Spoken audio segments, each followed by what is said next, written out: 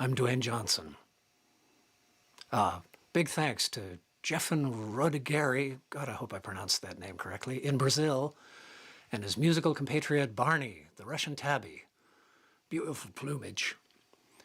That video is one of our continuing series of internet obligatories, just so that you're up to date, you're caught up with your grandkids and stuff. Videos that we'd hate for you to miss. It's an ongoing series. You're welcome. It's Monday, April 12th, and as we webcast this, and in our customary refusal to stand on chronology around here, it's so outmoded.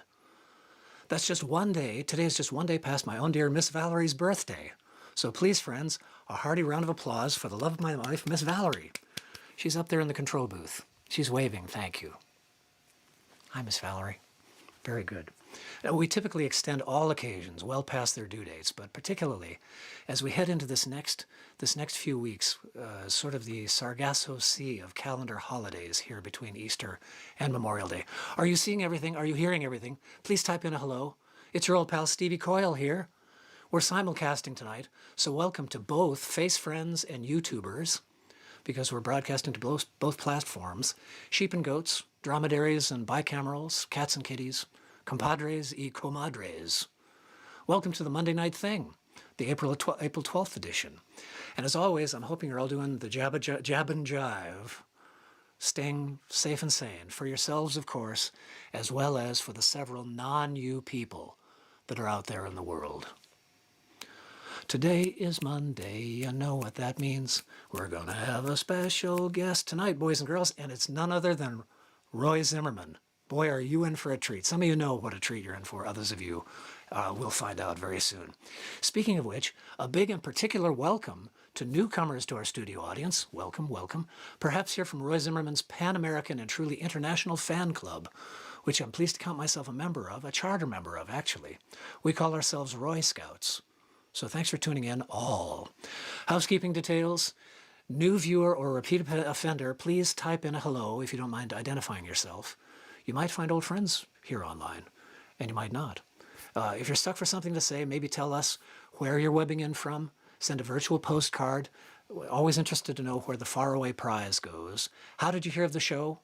The marketing department is always interested in hearing that.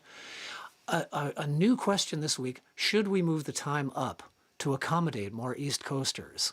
Apparently, 10:30 is the new midnight back east for old people. Maybe 7 o'clock here on the West Coast, or 6 o'clock, or 6:30. Your opinion is valued. So please, excuse me, don't hesitate to jump right in. We're busking tonight. Surprise! Donations are not expected, but they are always welcome. This is not the Jerry Lewis telethon. I won't be falling asleep on my feet or sweating and weeping, but your donations are most welcome. And Roy Zimmerman and I will split whatever the take is. And PayPals and Venmofos, here are the links. And as always, the magic number, I'll read those links out for you. PayPal is just paypal.me/Stevie Coyle. Send it to me and I'll send it on to Roy. I'll send his share. We're splitting this half and half, just like we always did. And we'll talk more about that later as well. For you Venmofos, you Venmothers, as Roy and Melanie call them, the magic address is just Mighty Fine Guitars, which, yes, thank you for asking, is the name of my shop, my acoustic guitar shop, high-end stuff, the good stuff, the really good stuff. And as always, the magic number around here is 20. What I mean is that with any $20 tip jar donation, you get a free CD. Magic. It's my 10-in-1 CD, which is right here. I'm pointing at it in various directions. It's 10-in-1. It's all about a day in the life of one Mr. Oster, who might very well be watching and listening right now. He knows who he is. Now, if you do donate $20, please type in your mailing address so that I can expedite the shipping of your free $20 CD. I may have mentioned every goddamn show that Barry Melton, the Fish of Country Joe and the Fish, and perhaps you recall this pose from the movie Woodstock. He referred to the album as genius. Your mileage may vary. Now, if you aren't able to make any sort of financial contribution to tonight, perhaps you Facebookers would consider making a karmic donation by sharing this webcast to your own timeline or in a text message to a like-minded friend or two. That'd be great. That's for you Facebookers. You YouTube tubers, you spuds. Please consider clicking on the subscribe box and or ticking the notifications bell icon right next to it if you'd like to be summoned whenever I go live, which is going to be typically Monday nights at 7:25 p.m. PDT. For the nonce, anyway. But do let us know what you think. Us, the royal we. I just took one before the show. Let us know what you think of perhaps moving the show slightly earlier to 7 o'clock, 6:30 Pacific, 6 o'clock. What do you think? Would you stick around, or is that right in the middle of dinner time for you? Because you folks count, those East Coasters or those Pikers, they can wait. Tonight's show is brought to you by the letters HR1 and SR1 and by House of Guitars in Rochester, New York, courtesy of 1970-something. You'll see. Our most excellent executive producer, Miss Valerie May, is in the booth and at the controls, and we're all in good hands. She's here to field your questions and comments and requests and to pass them along. And I think she can monitor both the Facebook and the YouTube comments crawls. So chat it up. Thank you, Ducky. And Ed, yes, we'll be getting folky here damn quick. Don't worry. PDQ. I thought I'd play this here guitar this time. This is a baritone guitar. I'm going to play just one or two, and then we're going to get Roy up here. Oh, gosh, are you folks in for a treat? Me too, because I haven't heard him just kind of one-on-one for quite a long time. Although I've seen him all over YouTube. The guy owns YouTube. He really does. In the meantime, John Prine died a year ago, April 7th, just a few days ago. And this is one of his. On a baritone guitar. Big experiment.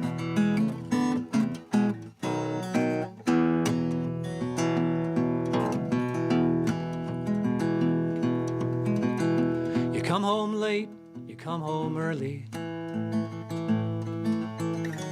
You come on big when you're feeling small. You come home straight and you come home curly. Sometimes you don't come home at all. So what in the world's come over you? What in heaven's name have you done? It's low, broken the speed of the sound of loneliness.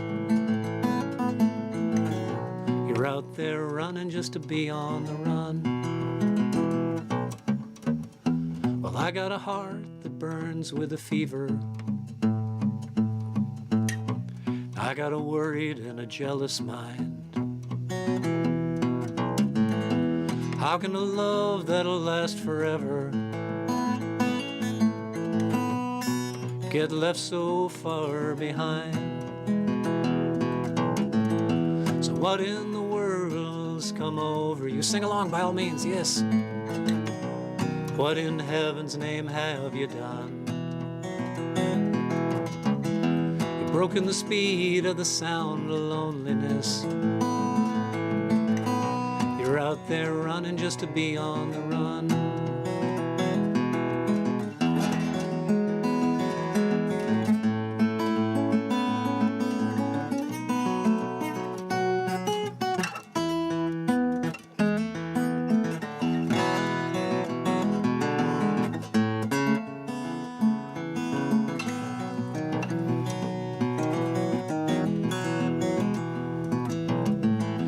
Mighty mean and a dreadful sorrow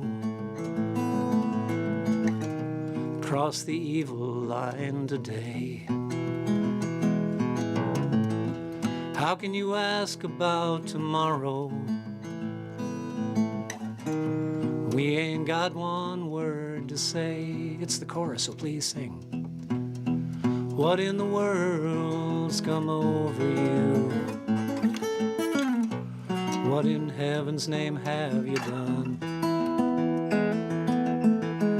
You've broken the speed of the sound of loneliness.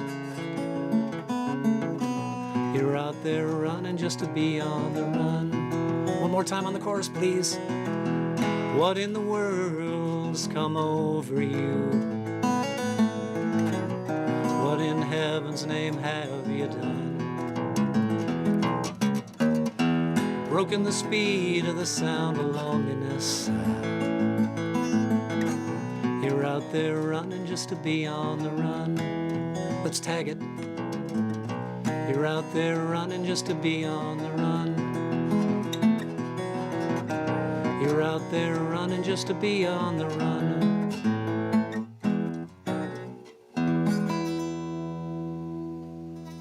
Ooh, that's stretchy. Did you sing? I hope so. It's good for you. It's just good for you. Ducky, do we have any questions or comments that require our attention immediately? No? Okay, good. Good. Welcome all, you latecomers. You haven't missed a thing, because Roy is coming up in just a little bit. I thought maybe I'd play one more on non-baritone guitar. This is really fun, but it's so... These are like you know, telephone wires.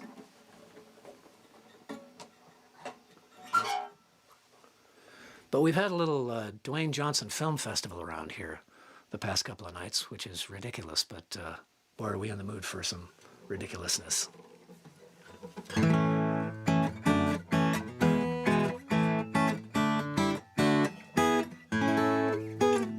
have no idea what to play here. I'll put a capo on and see what happens.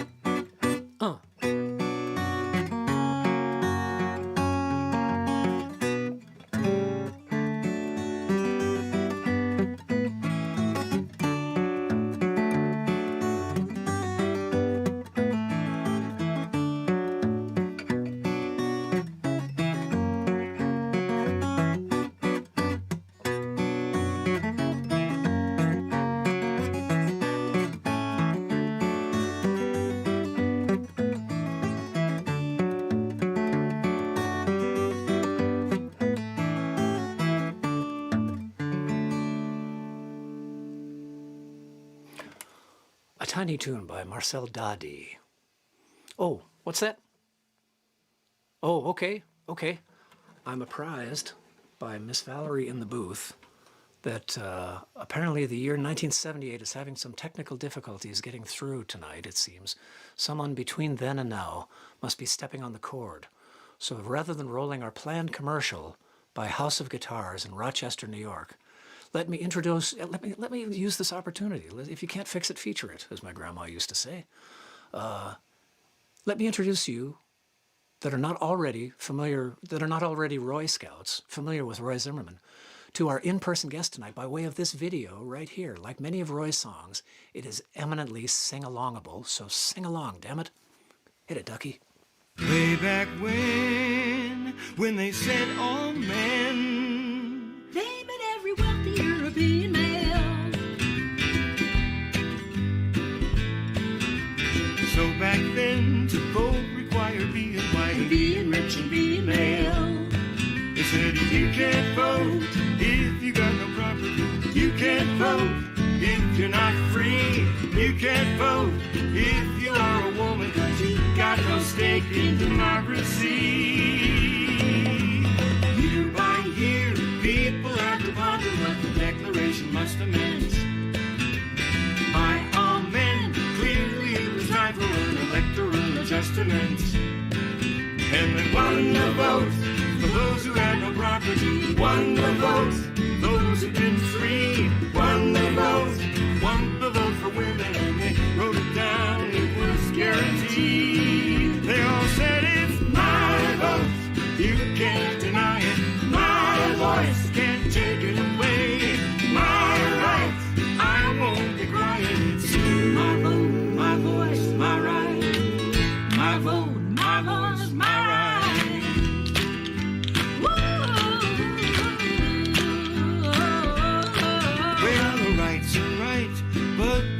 fight, it can evaporate and float away.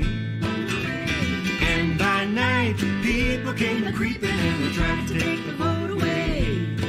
They said, you can't vote, you haven't paid the poll tax. You can't vote, you can't pass the exam. You can't vote for fear of retribution. And the people stood up and said, well, damn, it's my vote. You can't deny it. My voice can't take it away. My right, I won't be quiet. It's my vote, my voice, my right. My vote, my vote, my voice, my right. My vote, my voice, my right. My vote, my voice, my right. My vote, my voice, my right.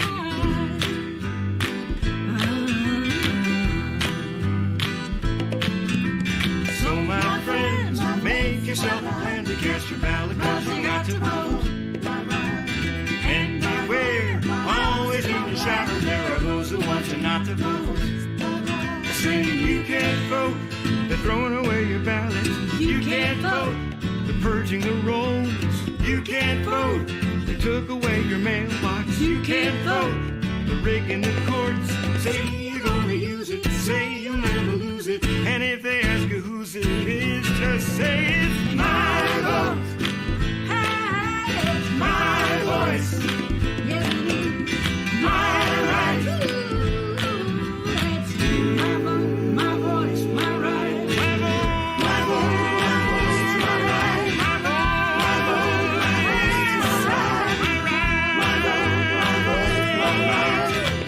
My vote, my voice, my right. My vote, my voice, my right. My vote, my voice, my right. Ooh, oh, yeah.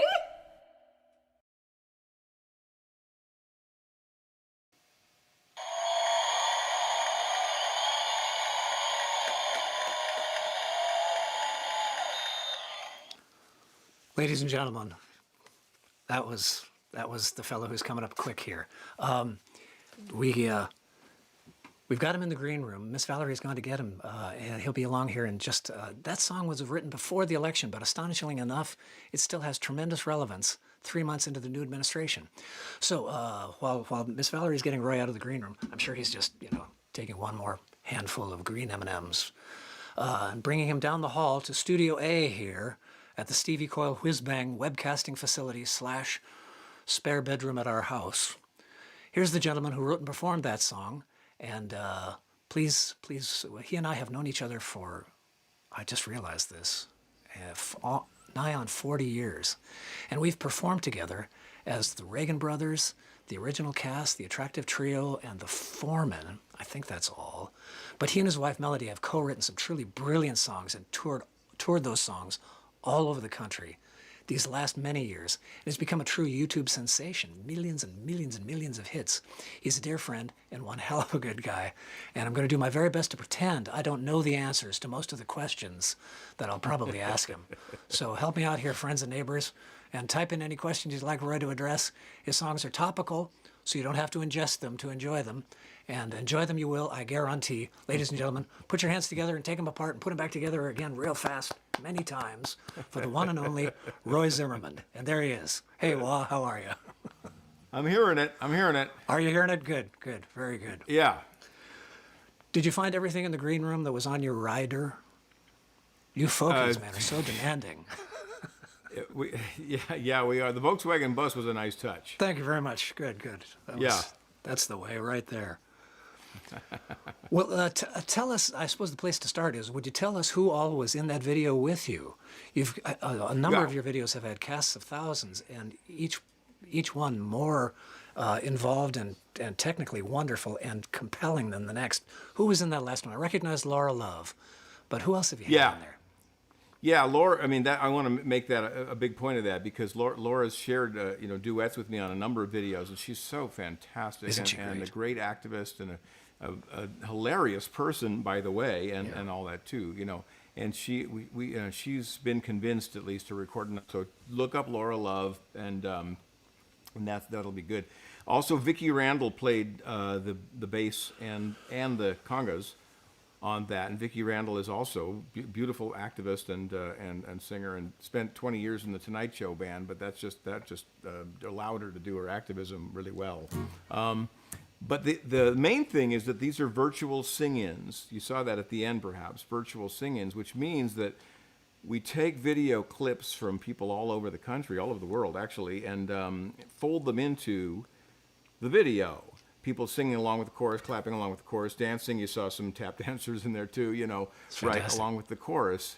And that's been kind of a luxury that's been afforded to us by the stay-at-home realities of 2020.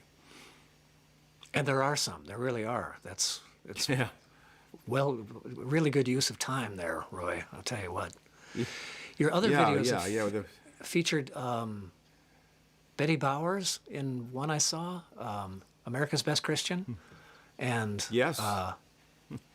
Peggy Seeger, as I recall, and Holly Near, and all of which is to say, folks, once you're finished up here, head on over to YouTube and just sign up on Roy's channel and become a Roy Scout yourself. It's Feels a huge good. privilege it's a huge privilege of this video communication and the kind of the Zoom world that we live in, all too, that we can share the screen with so many people. You're doing it on Monday nights, you're bringing so many great people in, and and sharing songs of theirs and all that too. It's a fantastic new kind of a way that we can get these songs out there without wearing pants. Amen, brother. Right. Well, speaking of that, you feel like playing one, Wah? Sure, I will. All Okay. right. Right then. Because things have never been so divided. That's true, right? I mean, I think it was Abraham Lincoln who said, things have never been so divided. And we have learned, Melanie and I, we've learned so much as we traveled across the country.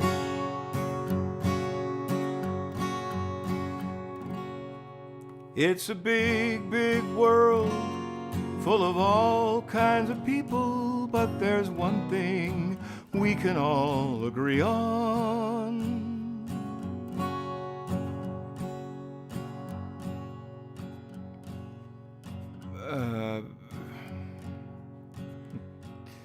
And when I find out what it is, I'll let you know. Some people eat chicken with their fingers. Some people use a fork and a knife. Some people are sucking on a silver spoon, never ate a chicken in their life. Some people look better in the daytime. Some look better at night. But everybody loves, everybody hurts, everybody has a touch of Weltschmerz. Everybody laughs, everybody sneezes, everybody fries and everybody freezes. Everybody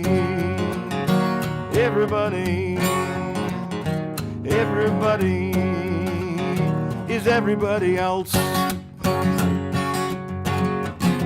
Some people want a guarantee of freedom. Some people want to take one away. Some say we the people, that's the government, and some say the government they. Some people are walking on the left wing. Some are sliding off the right. But everybody loves, everybody hurts, everybody has a touch of Weltschmerz. Everybody laughs, everybody sneezes, everybody fries and everybody freezes. Everybody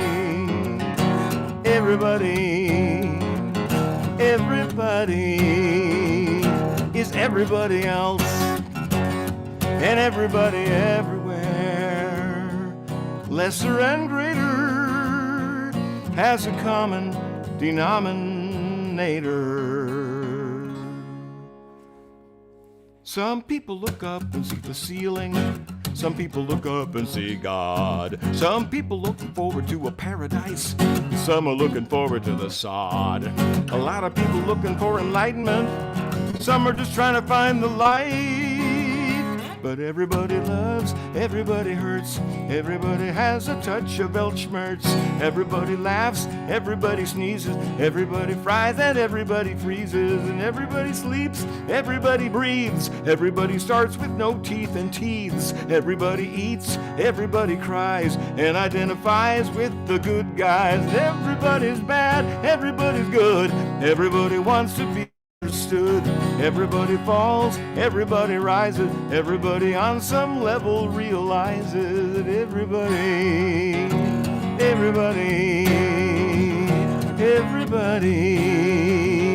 is everybody else. Everybody, absolutely everybody is everybody else.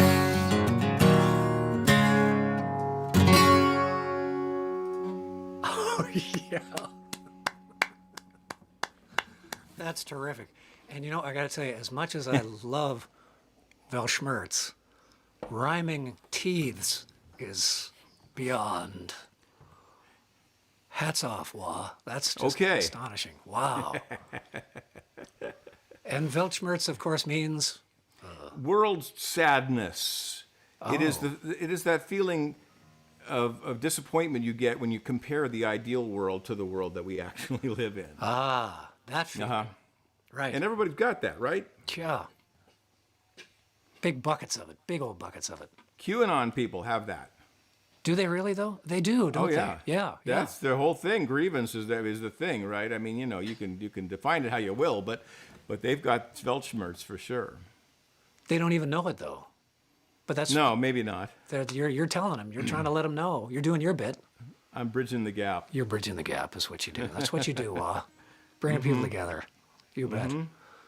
That's terrific. What is that a fairly new one? I don't know if I've heard that one actually. No, that one is on my album. Where the heck is it? I don't know. It's on the album The Faucet's on Fire. Okay, great. Okay, that's it. You got quite a No, it's stack been of around for a few pancakes years. there. And actually, you know, the voting song, My Vote, My Voice, My Right, has been around for a few years too, because it's an issue that's been, you can say that's been around for a while too. And you know, what a thing to have to be concerned about that again 3 months, not even 3 months into the new administration. Astonishing. Yeah, a lot of these battles we thought we were done with, and they just come back and back and back. Yeah, right? yeah. There's got to be a German name for that too. The thing that keeps coming back and back and back. Yeah. Bet you anything. They call it Blitzkrieg. That's what it is. That's Yeah. it. Mm-hmm. So you have how many years before you could not tour? Of course, this last year. Had you been touring? Well, we'd been, over a decade, but we've been touring really hard for 8 years or so. We've been doing, you know, I say we because it's Melanie and I, you know, been climbing Right, in the of car course. and driving the country, you know, big Super 8s around the country, and to at least the lower 48, you know, maybe 25,000 miles a year or something like that. Golly. Yeah. Man, oh man.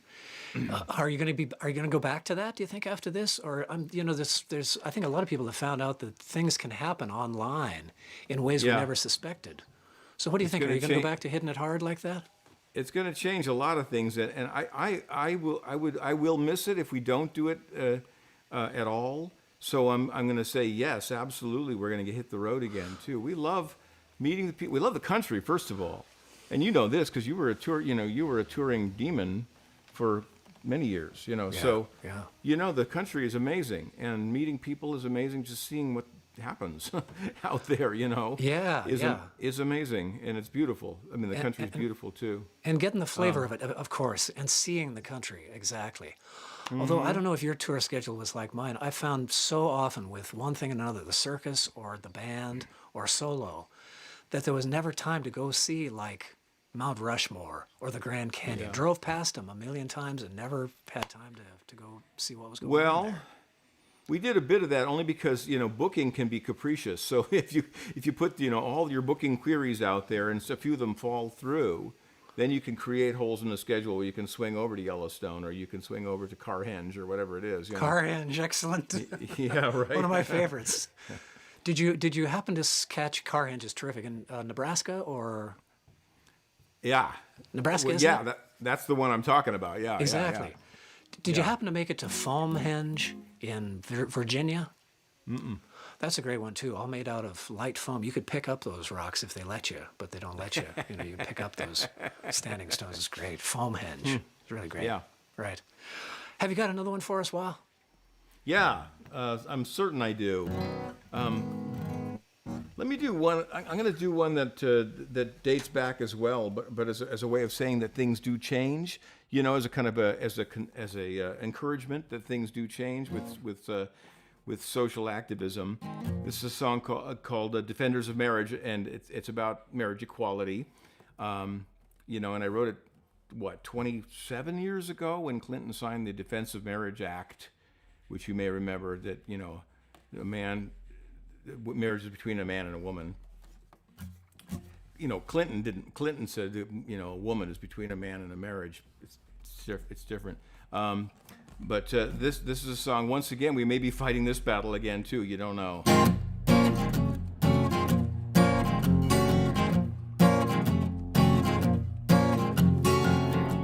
Every time we think about same-sex marriage, it makes us sick to our guts. I mean, to people who want to commit to a stable, monogamous, lifelong relationship, what are they, nuts?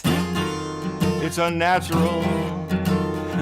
Now, a man should not lie with a person who is a guy. He should only lie to his wife. The Bible is clear. We're defenders of marriage in 3-button suits. We'll raise our double standard and see who salutes. Defenders of marriage, defending the institution against people who want to get married.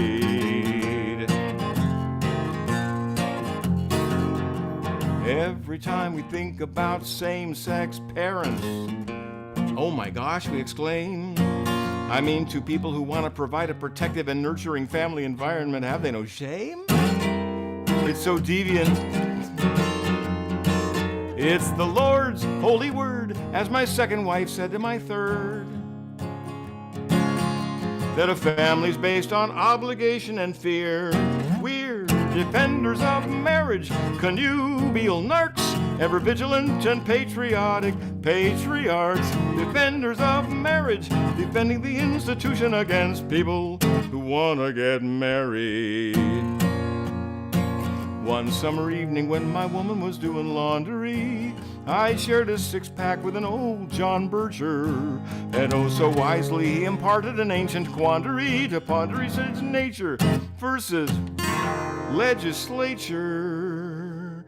Are people born gay or do they turn gay just to piss off Mike Pence? Defenders of marriage with a militant stance, let's get the government out of our lives and into our pants. Defenders of marriage, defending the institution against people who want to get married and have their insurance carried and be beneficiaried and be next to the ones they love when they are buried. Oh yeah, oh yeah, great stuff, Wah. We've got a few questions. Do you mind me being Miss Nancy and mentioning a few folks that are, just to let you know who's online. I see Therese McNally, Peter Felice, Jonathan Truns, Linda D'Angelo, Joe Adams, Sarah Solo Productions in Florida, and Feroza Merchant. That's just YouTube. So there you are. And among the questions are, people are saying, why am I calling you Wah? It's reflex, that's why. Yeah. And it's because in French, of course, Roy is Wah, Wah. But that hurts your throat, so it just comes out Wah. And our college friend, Molly Matheson, dubbed Roy Wah all those years ago, and it has just stuck. That's why. That's why. You're one of 5 people that call me that, and Molly included, and I haven't seen her since then. So since 40 years ago. Yeah. And there are a couple more. Well, Melanie called me that. Yeah. And then a couple of people who've heard her call me that have taken to it. But It's I love it. I mean, I love having a nickname. That's good. Yeah. Yeah. It's easy too. It's Wah. Wow. Yeah. See how it feels good even when you say it. Marty Higgins wanted to say, Ducky, let me see the notes that you've got there. We've got a watcher and an appreciator, excuse me, called Marty Higgins, who says, where did she say what she said, Ducky? Oh, she's been waiting years to tell you how much you love Loving versus Virginia. Thanks for all the love and laughs and get down realism. from a fan All called right. Marty Higgins and Teacher Dave. Very Thank good. you, Marty. Okay. Joey Fabian says hello. Lynn Gustat. John Mooney. Ah. Yes, John Mooney was way ahead of us. He figured out it was wah. Uh-huh. And Jennifer Martin is digging on the show. Bill Quinlan, BQ. How about that? BQ, Our right. old pal BQ. Very good. From Toledo. From Toledo. That's the guy. He's in Toledo, yep. That's the guy. Well, terrific. There was. Is it too presumptuous to ask what kind of songs you might be working on right now? We're working on a couple of projects.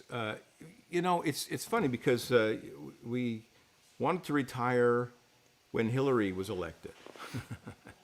Yeah. Right? huh. Yeah, we kind of planned to retire when Hillary was elected. We had clown horns. I wish I had one here, but the big bulb, clown horn kind of horns, ready to honk, to honk Trump off the face of the political map, right? And we sat there slack-jawed for months It with was the horns awful, in our wasn't it? hands, right? We didn't know what to do. Yeah. Could not retire for all of that time, we felt, and I'm very glad we did not because I feel very good about the work that we did. It's great stuff. It really is. Yeah. And we had a similar thought then going into this election that we were pretty certain that he would be voted down, and we wanted to maybe mosey into a different area of music or something, but we're still holding on to the clown horns, because the ism is still there. Trump is gone, but the Trumpism remains. Yeah. Right. And so in answer to your question, which was what exactly? No, I get it. I remember. We got a couple of projects in mind to answer the sort of the zeitgeist or whatever, what we're feeling and what we hear people are feeling, and songs that can answer this moment, songs that can be about this moment, whether they're funny or heartfelt or whatever they are. Great stuff. Yep. I salute you. Tremendous. Another comment or question here. A gentleman named Joe Adams would like you to talk about your songwriting process now or later or sometime or never, whatever you think. Are you comfortable talking about that? Yeah, of course. Okay. I mean, and I'm assuming Joe is probably a songwriter too. He is which indeed. So good on you. And then that every song is different, and every song, has its own demands on you. So wherever the idea comes to you, and wherever it comes from, right? You just say thank you to the creative gods that sent it to you, right? You hope to do it justice. You hope to do it honor the idea of the song, right? And you go about that in the way that makes the most sense for that idea. Sometimes the idea that comes to you is a lyrical idea. Okay, I need a song that is everybody else. Okay, and then you start to think, okay, what kind of song must that be musically, right? For me, then, and for Melanie and I both, the music falls out quickly and first, and then we have to hammer the lyrics into there. That's the basic answer to that question. That's a good basic answer to the question. This is always the question about songwriters, which arrives first. Yeah, and for us, that's kind of how it happens. So the music, then, because the musical style will evoke the story that's being told by the song as well. It'll be appropriate for the song style, even if that's ironic. Even if you're setting a love song to Dick Cheney or whatever, right? Right? Which is great, by the way. He's the sexiest man alive, Yes, that's right. Folks, Right. So you got sorry, Roy. No. Just you got to check out that one. Is the title of the thing Dick Cheney, the sexiest man alive? yeah, I think Dick we put it Cheney, in parentheses. sexiest- Dick Cheney is the title of the song, but I think we do in parentheses "Sexiest Man Alive." With the Soggy Bottom Po' Boys. Mm-hmm. That's a great video, folks. Joe Yeah. Bob says check it out. I'm sorry, Well, go ahead. You were talking about process, and I wanted to ask you: sure you keep your antenna out there, and you try to stay in touch with the muse. Is there process involved in that for you, to stay in touch? Exercises, general modes of search and rescue. No, it's rescue sometimes. Like, this song was good. I knew it was good. I know. No, it's more like just finish it. Yeah. You know, if you got a hold of something, finish it, and you know, and then have the courage to present it to somebody. You know, somebody, right? And you will attest, having rehearsed with me. I'm going to put rehearsed in air quotes for myself, because I don't like rehearsing, and so I'm very, very guilty of putting songs in front of the public before they're ready. And that was But that's true. how they get more ready. That's how they Well, get more ready. it is. You do get some feedback, but it's better. I mean, there's a point at which they're ripe enough to present as a pie, and you're going to give everybody a slice of the pie, and they can go like, you know, maybe a little less of this or whatever. And so, you know, we just for your audience's sake too, we began collaborating in '81 or whenever it was. Oh, crikey! Yeah, I think it was '81. Okay, and you know, we did a couple of originals then, and before that morphed into the into the Reagan Brothers comedy duo, and there were certainly songs in the Reagan Brothers that I am, you know, heinously embarrassed by. Yes. I'm serious. I mean, that we did in public and all that too. You know, that we're, you know, thank you for being game. You know, enough to go along with them and you know, and sing them full out. You know, and give it 100% and all that too. That's it. Yeah. It's the name of the game. You know, Just sing it loud. yeah. Okay. Any case, then they get to a certain point of ripeness where you present them to people and you start to get feedback, and you see whether your initial excitement about that idea bears out. Yeah. Here. That's great. Thank you. Thanks. And, Yeah. And Joe Adams, I'm sure, thanks you as well. That's terrific. Can you play us another one, please? Yeah. I'll do a song parody, because that's another area that's been very effective this last year. Up until 2020, we didn't do many song parodies. We did a few here and there, but it was the emphasis was on doing originals. But song parodies hit faster, hit harder on social media.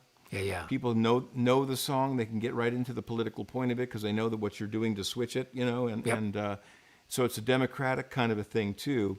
So they've been good for us, certainly too, in terms of the work that we try to do as well. And this one's about the Capitol riot. Okay, you may recall. I do recall. Yeah.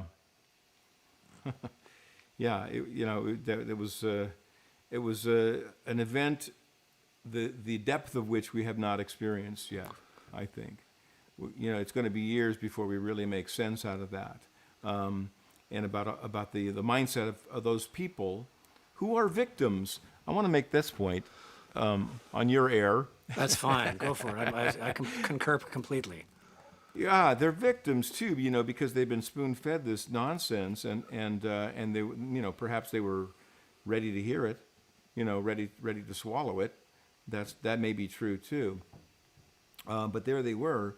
And I've learned a lot about this country over the course of this year that I don't think I knew before. How many, you know, I like to say subterranean geologists there are in this country. You know, we didn't know, but they sure came out from under their rocks. Yes, they did. Yes, they did. Nice. Right. Yeah. Okay. So this goes out to them.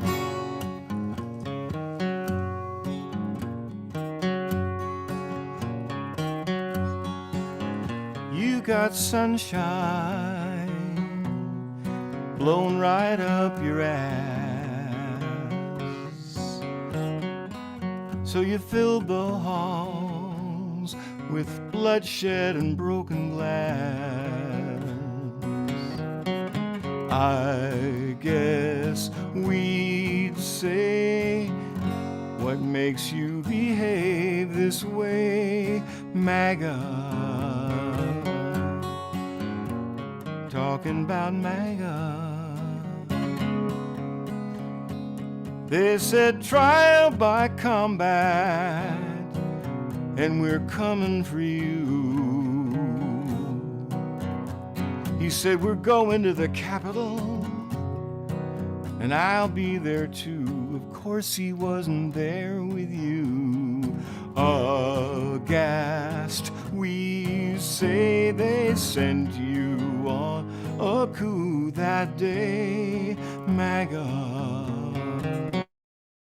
rioting for MAGA. You're a sucker for QAnon. That's the poison you've been chewing on.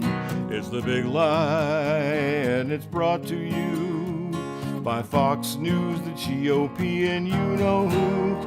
You said stop the steal and ransack the building. You trampled and said don't tread on me. You beat a cop with an American flag. You hung a noose for democracy. Oh, we know terror and hate will never make America great. MAGA, talking about MAGA,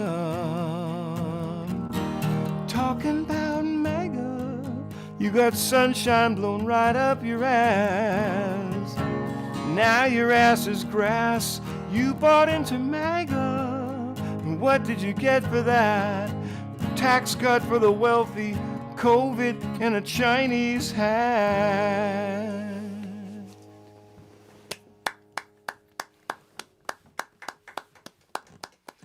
Where's my Chinese hat? Yeah. Haven't been sent that yet. It's in the green room.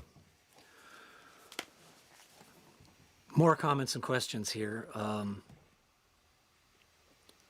Subterranean geologist is entering the general lexicon as of tonight. Okay, good. That'll be great. I'm a meme.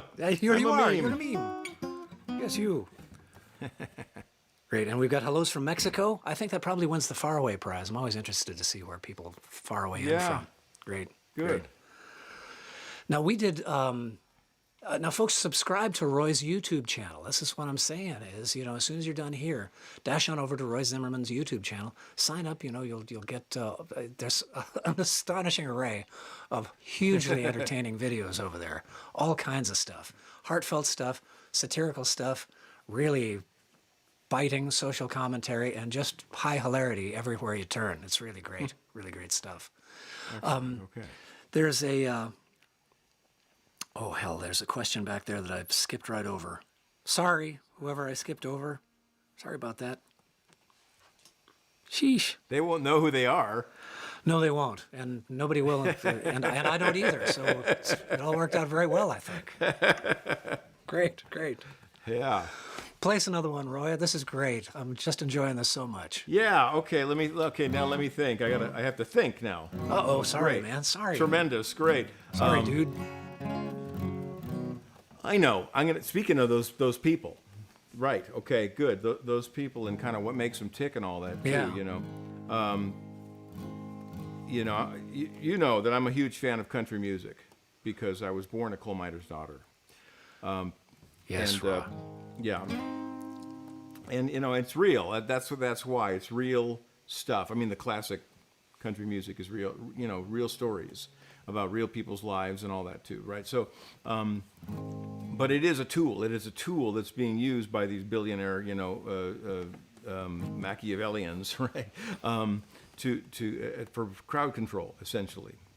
Here we go. Oh, hang on. I gotta turn off better light on. Hold on.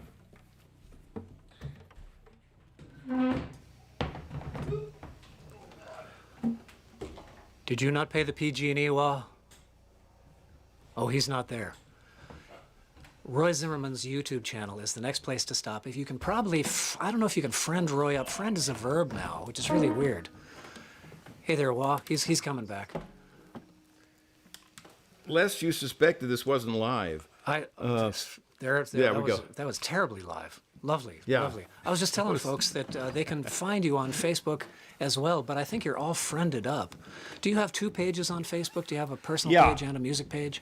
Yeah, I got the music page, and there's many spots left Very for good. people to like and follow and all that stuff. That's the place to go, definitely, because that's where all the new videos show up and the new invites to participate in the videos as well. So And that's totally cool, folks. You can participate in these things as well. It's just a gas, and Yeah. these folks have become expert videographers and editors and whatnot. It's really great stuff. So go ahead, while you were telling us about. yeah. Okay. Yes, I know what I was starting to play the song, and then the lights went fluey. Okay, here we go.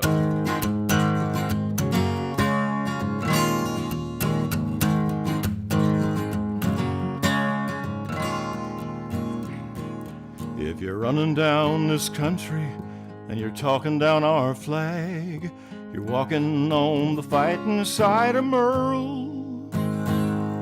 I ain't no urban cowboy, I'm a cowboy, but I'm proud to say I'm rural. You can find me on the front line of the culture war, with a Bible and a bottle and a football metaphor. I'm so friggin' country. I say yes, sir, and thank you, ma'am. I put gravy on my gravy. That's how friggin' country I am.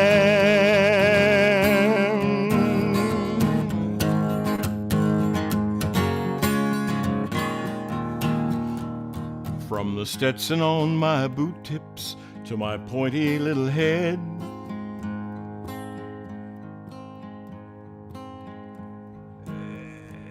from my pointy little boot tips to the Stetson on my head, I'm American as Daddy's Chevrolet, which is French. When I start a sentence with the words, well, all I know, I mean what I say. You can find me at the rally in my MAGA hat, made by children in China. We won't talk about that. I'm so friggin' country. I'm countrier than the countryest country am. I use country as an adjective. That's how friggin' country I am. I'm small town, down home, homegrown, corn-fed, backwoods, one horse, old school, one old home, schooled horse. And I give voice to the zeitgeist of a dwindling demographic in the twilight of its socio-economic dominance, increasingly insular and tacitly protectionist, with a disproportionate sense of entitlement and a vague but desperate longing for simpler times which never actually existed, a phenomenon Piaget referred to as faux-stalgia, but which I prefer to call the Mayberry Syndrome. I'm so friggin' country, son of my mama and my Uncle Sam. I throw roadkill on the barbecue. That's how friggin' country I am. I'm so friggin' country. Yes, you are. Yes, you are. Have a sip there. You deserve it, young man. Ah, right on. There. While we got some tough questions coming up here. You ready? Good. I want to hear them. Why does Roy always wear a tie? It's, I showed up for you. It's branding, and it's saying, I showed up for you. I'm here to do this for you. Right, right. It's Superman's cape. You're suiting up. Absolutely. Don't tug on this either. Sure, tell you what. Tell me. And here's the toughest question of all, because I don't think I know the answer to this, actually. How did we meet, you and I? We met because we were going to perform. There was a thing called the Collective Theater. There was a little kind of a band of jolly thespians that came out of the Santa Clara University thespian program, and I was tangentially attached to this, and we did some dinner theater shows. That was it. Yeah, exactly. And you were buddies with all of those Santa Clara folks, and I knew them from high school. Anyway, that's how that happened. And then we ultimately ended up doing a pre-show for one of the shows there at the Greek restaurant. That's We right. did- yeah. Which incarnation was that? Did we have a name at that time? Was that the Attractive? No, that wasn't the Attractive Trio or the original No, cast. I don't think that even had a name. I don't think it did either. You're probably right. You're probably right. The three But- of us, and yeah, and yeah, exactly. And so we did that, and a couple of years later, several years later, we decided that the burgeoning comedy boom scene in San Yeah. Francisco Yeah. needed us. Yeah. And so, And so we deigned to yeah. show up. Yeah, yeah, and I keep asking people, and no one seems to think that we were needed, but we were certainly appreciated. I think we were. You Yeah. bet. Do you remember our ignominious start, our very first gig as the Reagan Brothers? As the Reagan Brothers, first gig as the Reagan Brothers. I think. I don't. I think it Tell was me. the Livermore Airport. Oh, yes, You remember? yes. And talk about this is the life of the touring, the itinerant musician, comedian, whatever, where the glamour just never begins. This was one of those situations where they had one mic stand. They had two mics, but only one mic stand. And we had to fashion, talk about if you can't fix it, feature it, the old vaudeville maxim. We had to fashion there was some duct tape as well, and there was a bucket there and a mop. And one or the other of us wrapped the duct tape around the handle of the mop and stuck it in the bucket, and that was at the Livermore Airport. I think that was Because- our first gig. It was because comedy was the date night thing to do. It was then, yeah. Yeah, it became, so comedy clubs, quote unquote, were springing up anywhere that had that, like a Volkswagen headlamp and a in a 4x4 space of any kind, right, called itself a comedy club. That's and so right. that was this little restaurant bar, whatever it was, at the Livermore Airport. It was a paid gig. Do you remember this? I don't remember. We got paid for that. We did really. Yeah. What did we spend it you on? know, Do you remember? I don't know. we did get. Reimbursement We for got paid. gas. Most of those gigs, we got a little something, as I recall. They used to split the take amongst the openers, the middles, and the headliners, and Right, whatnot. right. Yeah, and we kind of like leapfrogged into the middle spot because you can't really have a comedic musical duo open a show.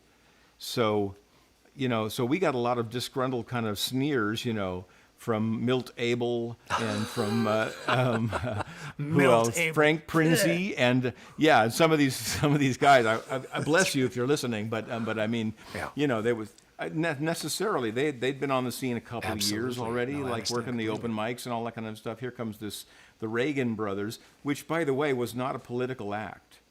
It really wasn't at all. The at that material point, was it? not political, and that was No, Melanie's first observation about it. You call yourselves the Reagan Brothers, but there's not a lot of politics in your act. Precisely zero, as I recall. Yeah, it was a lot about Enlightenment philosophy and a lot of absurdism. Yes, indeed. And folks, if you stick around to the end of the show, I've actually found a recording of that, of some Reagan Brothers material from all those years ago. That on listening to it after having hauled it out of deep storage, it stands up pretty well. I laughed a couple of times through it. So folks, stick around for Okay. that if you can. And then we took the act not only in the San Francisco clubs, but in Los Angeles as well. I think we were one of the only acts that could play both the Comedy Store and the Improv. You usually had to choose, didn't you? Yeah. Somehow we skirted that kind of Yeah. precept there, and in fact, the ape sounds that you start your show with that was our first night at the Comedy Store, I believe. We I did think that all was right. a field recording. That was that was very Alan Lomax. Yeah, Goes that's to, right. Goes to 1987 or something. Yeah, yeah. Great times.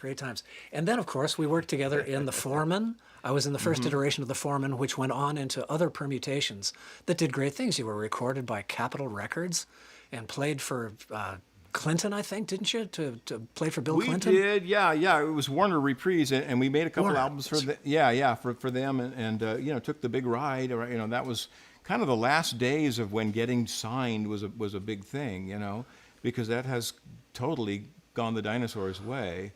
And we opened for Bill Clinton before at the L.A. City Hall. He was giving a speech, and we were opening. We were a bad choice to do that anyway. I think we were second choice, and they just said, "Oh, put these guys in there. They're political." And his guy came out with the curly Q wire coming out of his ear, and he said, "Mode. He wants to rock." We were standing there, in $12 suits, with stand-up Skinny bass, ties. and a banjo. I had a long neck banjo, so we rocked it. Believe me. This machine kills rockers. Yeah. Man, oh man. Right. Mm-hmm. We have more questions for you, Wah. How did the Foreman get started? It was an idea I'd had for quite some time that came out of record bins. I loved these old records from the folk era, the Kingston Trio and the Limelighters and all the kind of more famous ones. The one that caught my ear was the Wayfarers, which I don't know if you don't remember the Wayfarers or whatever, but they were definitely college guys who were more comfortable on the ninth green than they were, right? They kind of put the faux in folk, did they? Yes, they did. Yeah. They were well rehearsed. They were showbiz for sure, right? And corny as hell. And then it was through the corniness and the funniness of it that I discovered the real folk, the real folk songs, and the songs that really do touch your heart and really do describe people's lives and really get down to the struggles that people are involved in. So it combined a couple of things that were nascent in me, and that's what the Foreman attempted to do, and that's kind of what I'm still attempting to do. Melanie and I are still attempting to combine those the funniness of things with the real heart of things. Yeah, and very successfully. I can't think of anybody that does it better than you two, really and truly. No smoke getting blown up, no skirts, no how. Thank you. You bet. More questions here. We have a request for Psychedelic Relic, if that's on the playlist. Okay, all right. Somebody wants me to tell them about my microphone. It's the Edwina by Ear Trumpet. I'll do my Carol Merrill. Edwina, just look up Edwina microphone, it'll show up. John Mooney says, cryptically enough, The End of the Ship. Okay, well, that's the name of a song. Ah, very good. Fortunately for John, that's the name of a song. Yes, and me too. So I have much less egg on my face than I would have otherwise. Okay. And which artists are you currently listening to? Currently listening to. Thank you, Declan. Yeah. What we do is we put on Spotify, and we just let that playlist take us to wherever, right? And that's kind of, I'm saying that to my own detriment, really, because I don't know who I'm listening to. It goes rolling by, and I go like, oh, I love that one. That one's kind of corny, whatever, right? Boom, boom, boom. But I should really pay more attention to what's happening, right? To the people, the new people. I get you. Obviously, like all of us dinosaurs, I go back and back and back to the source material. But staple singers, I'm on a staple singers kick right now, and just discovering people who really tapped into it in popular music, people who had hits, that it nonetheless really stuck it. Right? You bet. Yeah. Right. Amen. Yeah, and all of those collegiate bands were, and I wish we could play together, to play, if nothing else, a Whalen. Roy wrote this song years ago called A Whalen that is kind of half tribute. No, it's like 1/8 tribute and 7/8 parody of that era, all about whaling and what madness can ensue from that. I did a temp job. This is when I was temping in L.A., and I did a temp job for Harold Ramis for his movie producing office. Oh, yeah. in Santa Monica, and he was an extremely nice guy, and he said, what are you up to, right? Which is not a question that, higher ups in Hollywood ask you, they don't want to hear from you or whatever, right, in general, but what are you up to? And I said, well, I'm putting this band together, the foreman, I'm playing a banjo, and he goes, his eyes lit up, he went, banjo? Bring it in.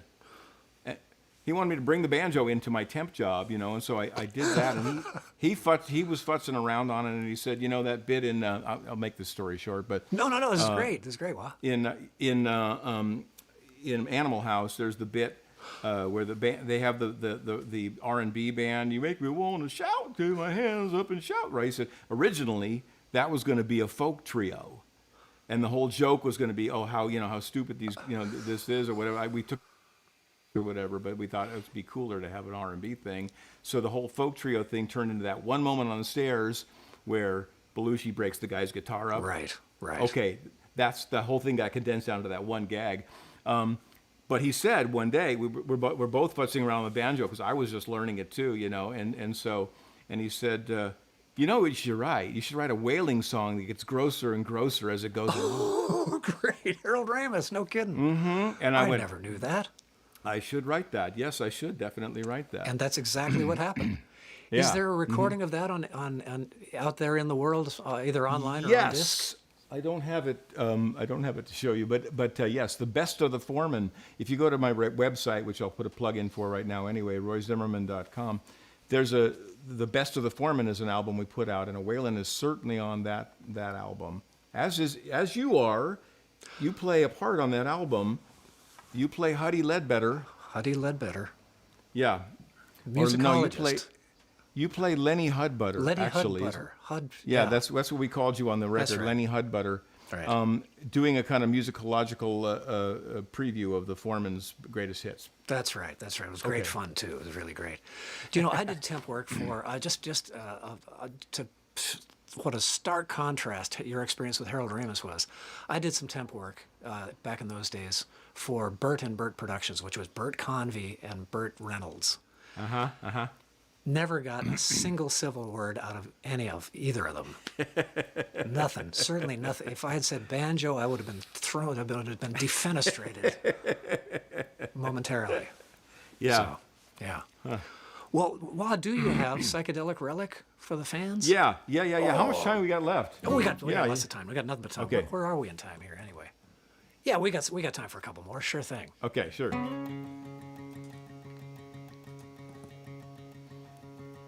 If you mellowed out and got your head together, then somehow you misplaced it.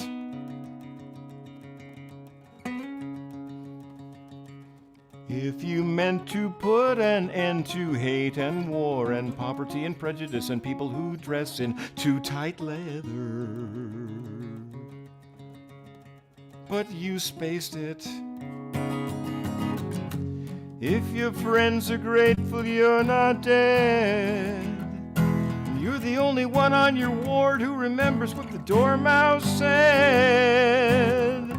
If you're all tie-dyed, starting to slide, I'd have to say you're a psychedelic relic, a wilted flower child that the FBI has filed away. A psychedelic relic like me.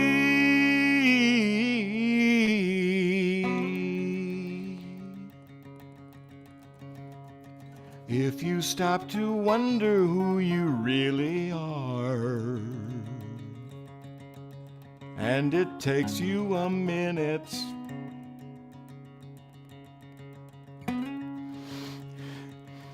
if you can't remember where you parked your car,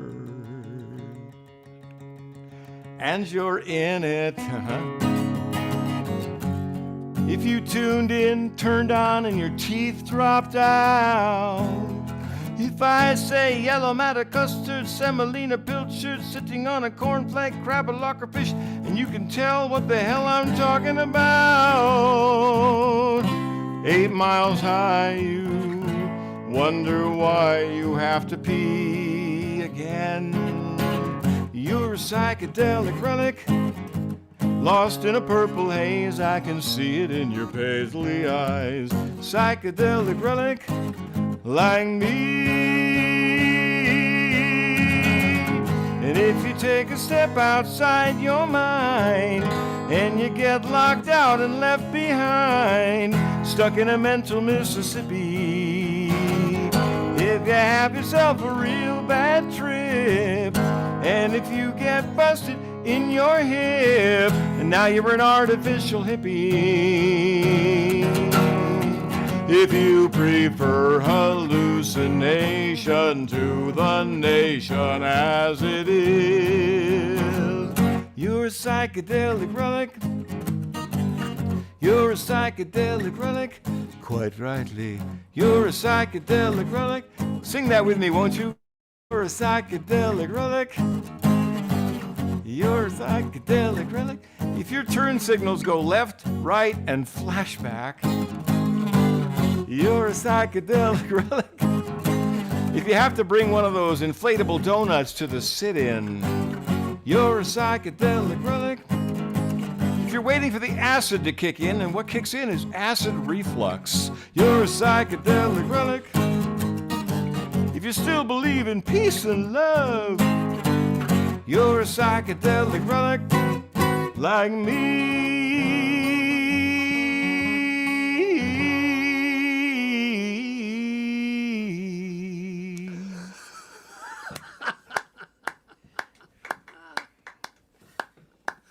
Valerie and I are both howling here. This is great. That's so great. Good. That's so great. Folks, you're listening to Roy Zimmerman. .com is not his last name, but that's where you can find him. RoyZimmerman.com. No spaces, just blast right through. And you'll head on over to his website where there's all kinds of things to see and do. It's kind of a Disneyland sort of place. There's all kinds of stuff to do. You can sign up for things, his mailing list. You can sign up to be a part of some of these videos that have become so popular. The ones you did with forgive me, I've forgotten the name of the gentleman that headed up the tokens. Ah, yeah. Well, Jay Siegel. Jay Siegel. Jay Siegel. Yep. Yeah. Well, we did a thing early in the pandemic, stay at home. We did a song parody called "The Liar Tweets Tonight." Okay. Yes. Vote him away. Vote him away. Vote him away. Vote him away. Vote him away. Vote him right. Okay. Away. Yeah. Right. Yeah. That was the idea. And Jay Siegel, whose group The Tokens had the big hit on the Lion Sleeps Tonight, wrote us and said, I love what you did with it. And we wrote back and said, would you be in one? And so we made a version number 2 where Jay sings his part, right? And that's the version that also features Peggy Seeger. I think the Tap Dancers make their first appearance there too. Any case, that was that was when the palette of the virtual sing-ins began to expand. We ultimately made 4 of those Vote Him Away videos, including hundreds of people from all over the place. Yeah, it was a cast of thousands. It was terrific. Yeah. We kept splitting up the screen, and it was it was big fun, and they got like 140 million views. Oh, crikey. Yeah. Lordy. I had thought, I didn't realize it was 140 million. I had thought you had topped out at 7 million on What If the Beatles Were Irish? But no, clearly not, which is another great one, folks. I'm just a little bit late for that, but like I say, we don't stand on chronology around here. And I posted that on my Facebook wall earlier, so if you... Good. You're going to need more Roy. You know you're going to need more Roy. So run on over. And the Beatles were Irish, Stevie. The Beatles were Irish. I know they were. Yes. Read the comments section, and you'll find out that was true. Stern aerophiles in there. My gosh, settle down. Jeez, astonishing. Really, really and truly. Well, let's see here. Jessica Colpit is having a fabulous time. Sarah Solo Productions, Annie and Blake, said that it's just brilliant. They're having a wonderful time. And Teresa McNally says thank you for that. Linda D'Angelo. Feroza Merchant, all singing and clapping and having a fabulous time. You got one more for us, Wah? Yeah. Well, John Mooney suggested this one. This was what I was thinking about anyway, because of the economic situation that Trump left us in, right? And and Republican economic policies have always appealed to both kinds of people, the haves and the have-nots and have-lots. So and have yachts too, because you remember the boat parade that happened. I think it was back in June, whenever it was, June or July, during the campaign season, the big boat parade on Lake Travis in Texas, where like 4 of them went down. Yes. Not exactly right. the wreck of the Edmund Fitzgerald, but close. No. In folk terms, you know. Yeah, yeah. I mean, that was an actual disaster. This one was a metaphorical disaster in the making, and they're immune to metaphors. They're sort of like they generate them. Don't get me wrong. They generate them like crazy. They just don't get them. So so this is a kind of a metaphorical song about the economic policy. Excellent.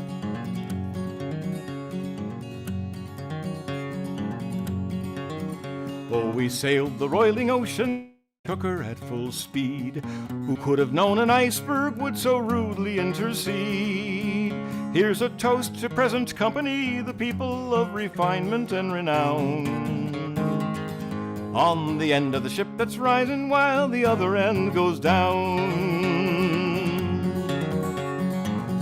Yes, we charted out this course that left us broken on the ice, but there's no need to thank us. A hefty bonus will suffice, and we'll sit and chat about how we'll redecorate our offices in town. On the end of the ship that's rising while the other end goes down.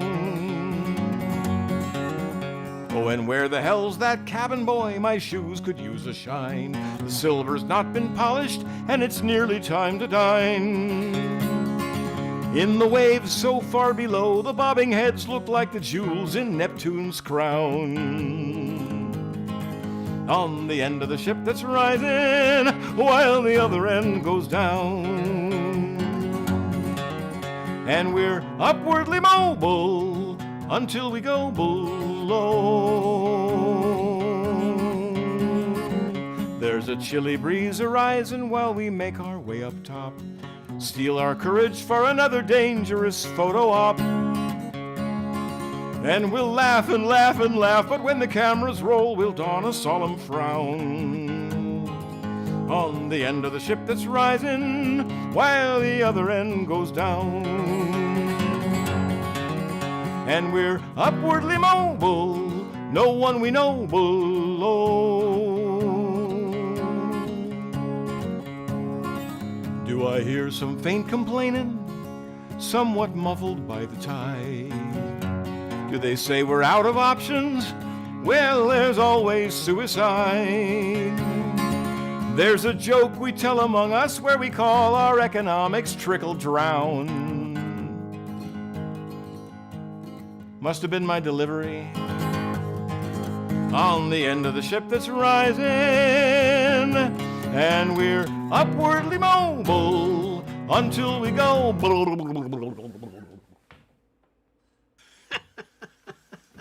Did I get out of the picture? You're supposed to duck out of the picture. Yeah, you did. It was perfect. It was perfect, All right, baby. all right. Perfect. Back to one. Let's try it again. Just wonderful. Folks, this is Roy Zimmerman. Just astonishing. Roy, have you got some shows coming up online that we can tune into for more great action? You haven't scheduled any. I'm doing a thing called Live from the Left Coast, and it's been sort of occasional recently, but I'm going to get back to doing more of those. Go to royzimmerman.com. I'll be hawking them like crazy there, and thanks for the plug there. Yeah. You bet. That's the place to go, folks, for all things Roy Zimmerman is royzimmerman.com. It's all right there. And links to, and dash on over to YouTube, seriously. And do yourself a big favor and subscribe and get notifications on Roy's YouTube channel as well. Can we get you back? I want to say anybody who's here, because of me, anybody who came to Stevie's, check out his Monday night things because they're fantastic. I'm sure you will agree now, having experienced one. So keep coming back. Yeah. Well, thank you very much. We had Bill Kirchin last week. We've had Alex DeGrassi. We've got Vicky Genfan is coming up next week. Of all people, well, I'll tell you about next week in just a little bit. But folks, a big round of applause, please, for Roy Zimmerman, Melanie Harvey. Thanks for the great songs, the great execution. And Roy, can we get you back sometime in the next several months? Absolutely. Yeah. Barely scratched the surface here. And what people don't enjoy, a couple of old guys talking about the old days. You know, you just can't get enough of that. So, Well, there's many more stories where that came from. Oh, my goodness, yes. Sit down, son, sit down. All right, then. Well, thanks so much. Well, we'll see you down the road. You bet. All right. You bet. Thanks, Bye. Stevie. Bye-bye. Well, how about that? Roy Zimmerman, my dear friend and pal and brilliant man. Always a pleasure to see him. And always huge laughs, even though I've heard some of these songs a couple of times before, and some of them never before. I laugh at all of them because they're basically and fundamentally funny and wonderful, except for the ones that'll rip your heart out. And those are kind of funny, too. No. Here's one last glimpse at the tip jar info. Thank you very much, Ducky. And please know that all donated monies will be split by me and Roy. Yes, and every little bit helps. PayPal.me/Stevie Coyle or on Venmo, just Mighty Fine Guitars. Next week, something even more different from the usual fare of fingerstyle guitar focus. And folks, stick around for a little bit because there's a little bit more of Roy coming up, which is to say a little bit of me and Roy coming up. And I think you'll enjoy it, so stick around if you can. I'll blast through the final details here. Some of you may know that years ago, as a much vastly younger man, I toured with the Royal Liechtenstein Circus, the world's smallest complete circus. And so hold my nascent fondness for variety arts. I used nascent too. Wow, you used it. I loved it, so I used it too. I honed my nascent fondness for variety arts, circus skills, and vaudeville. And my guest next Monday is a gentleman I met at Seattle's Moisture Festival a few years ago, which is the premier variety arts festival in the world. And he's a new vaudevillian of the first order. He's the legendary Tom Noddy, the Bubble Man, who has delighted literally tens of thousands of audiences around the world for decades. And he'll be here to delight us and educate us about all things bubble next week, Monday, April 19th.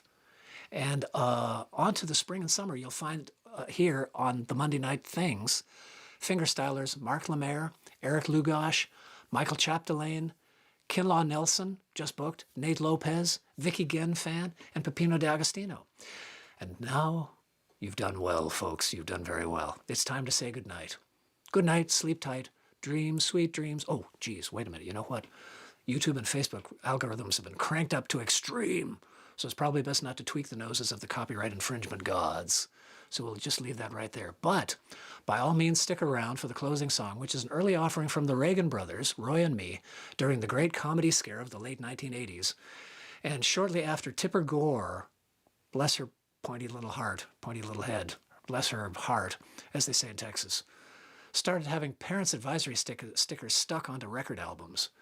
This song was, I think I'd have to say this was our greatest hit. Played many, many times at Cobb's Comedy Club and the Other Cafe and the Punchline in San Francisco. And at the Improv and the Comedy Store in Hollywood, the chorus is wickedly sticky, I'll admit. So, thank you, Roy Zimmerman, and Melanie Harvey, and Laura Love. Thank you to Barney the Cat and Jeff Lynne the Human. And thank you to Ramon Raquello and his orchestra, the Solid Gold Dancers, and mostly huge thanks to executive producer, my own dear Miss Valerie May. Stick around for a sweet little lullaby from the Reagan Brothers called Subliminal Message. Turn it up, dude! After the first 10 seconds or so, turn it up. Good night, America, and good afternoon tomorrow, Australia. That still freaks me out.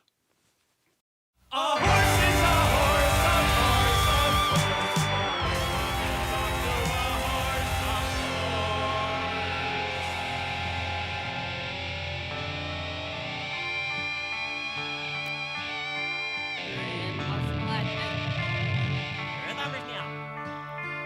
This song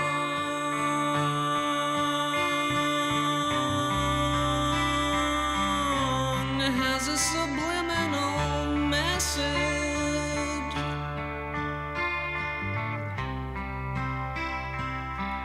It's immoral and rotten. It's not in this first verse.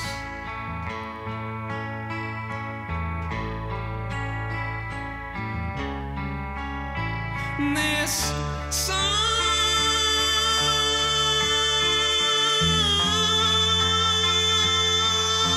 is working on your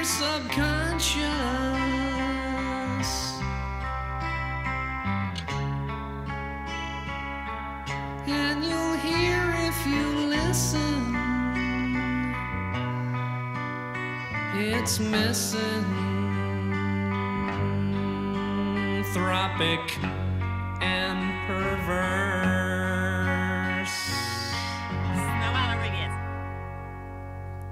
But you'll have to play the record backwards if you really want to know what we mean. 'Cause it isn't written in the exact words, it's slightly hidden in between.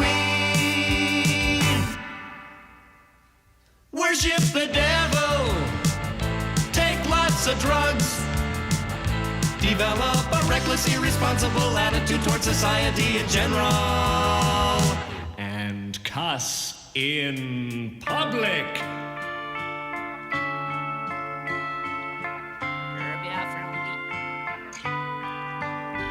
This song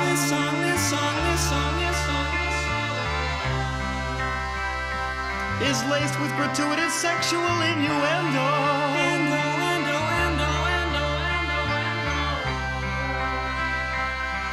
Irrefutably R-rated. Dedicated to Jesse Helms. Lums.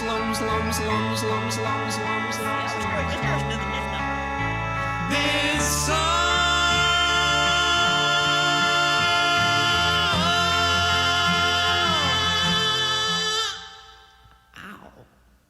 sounds just like that one I wrote last week. This song, I should sue myself for infringement. This song, won't it sound great done by Van Halen? This song, it's targeted right at that teen market. They got bucks. Whenever possible, be a friend to anarchy and lawlessness. Contribute to the erosion of the family unit. Be tardy wherever you go. Buy our posters.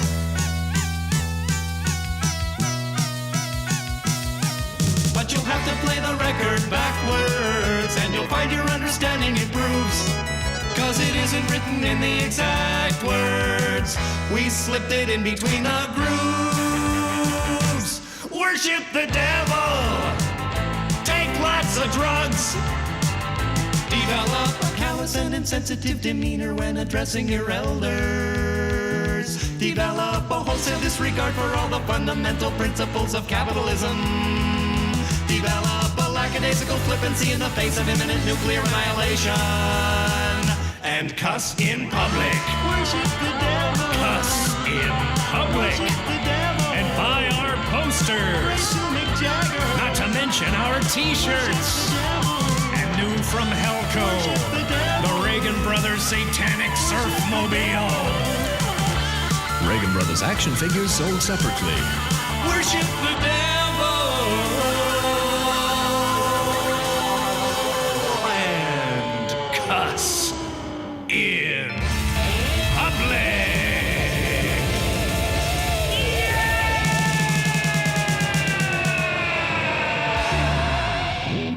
Whoops, sorry.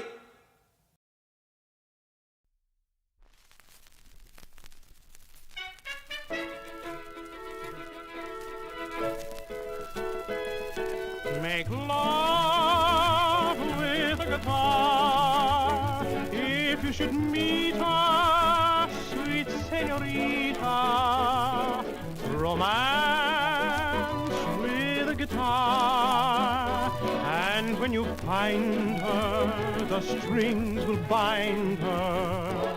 Make love with a guitar, always the right time, daylight or night time. Ah, she'll not withstand it, and as I planned it, she'll say, I love you. On my guitar, I strike a chord like this, it always brings a kiss. I never miss. Speaking of love, you can go very far, no matter who you are, if you play a guitar if you play a guitar.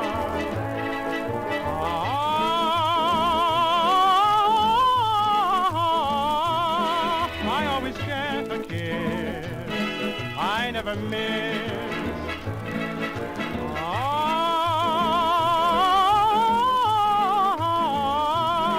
You can go very far, no matter who you are, if you play a guitar.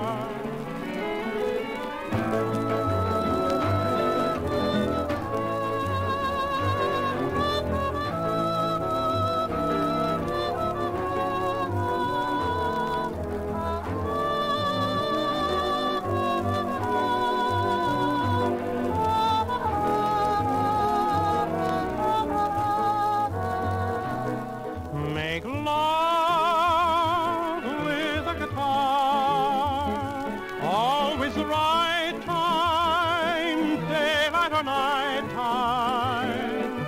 Oh, she'll not withstand it, and as I planned it, she'll say